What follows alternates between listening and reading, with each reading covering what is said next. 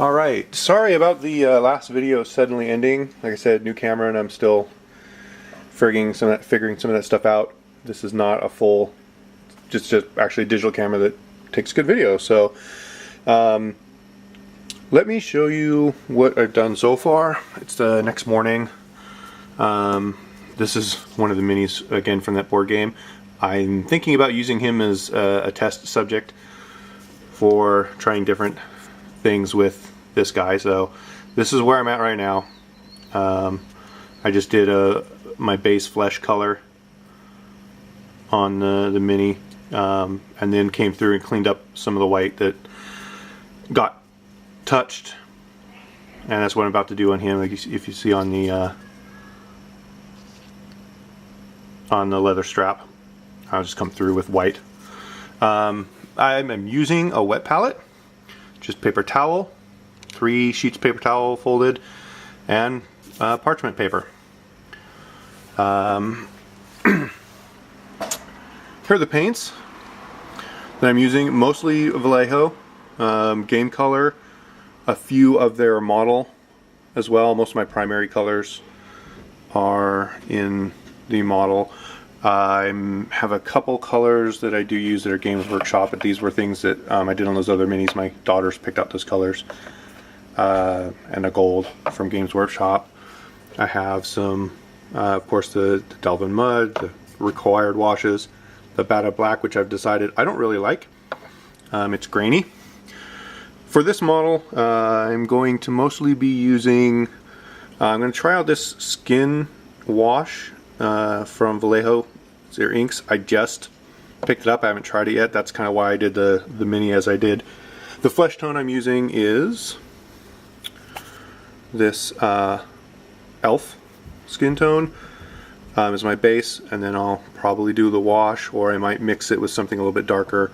The leathers, and I'm going to do with probably a mix between the Plague Brown, the Terra Earth. For the metals, I will base coat, like such as the axe primer. I'm going to base coat the axe black, the sharp edge gray, and then I'll use this silver. I have no idea which silver this was because the name's kind of disappeared on it. Some of the metal parts on the armor, on the boots, I'm going to do in the bronze. And of course I just have a basic white. So you see I don't have a whole lot of colors. I do have this green that I just picked up that I kind of like a lot, and I'm trying to figure out where I might be able to use that. Maybe on that bit of cloak that I don't know what to do with.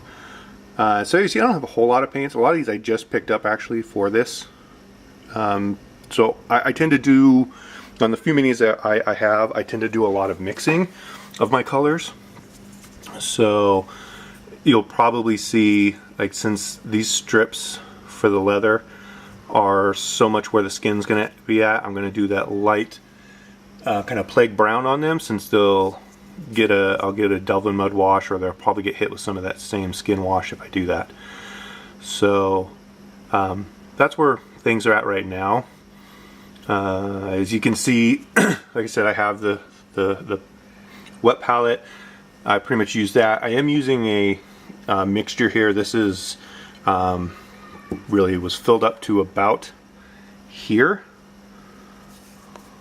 Right, I mean literally like almost right to the top with water, and then added some of the Liquitex Flow Aid. This was my first time using that, and I think it helped actually quite a bit. I like how much easier it was to put on.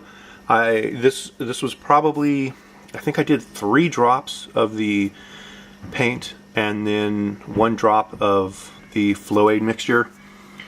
And with the cheaper brushes I'm using, it helped a lot. It was a lot easier to get right next to doing along the edges and so forth. So that's where we're at this time. Next I'm going to be probably just doing my browns. This little bit of kind of, it's on the back, so I don't know if it really qualifies as loincloth.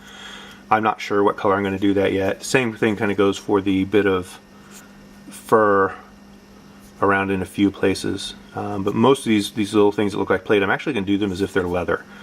And then they're hard leather, so these will be darker than the straps. The boots, these little spots right here, those are going to be the brass color. So primarily, like they're see if I can see, yeah, see they're strapped on right there. And then, so it's like there's a leather bit underneath with some metal armor on them.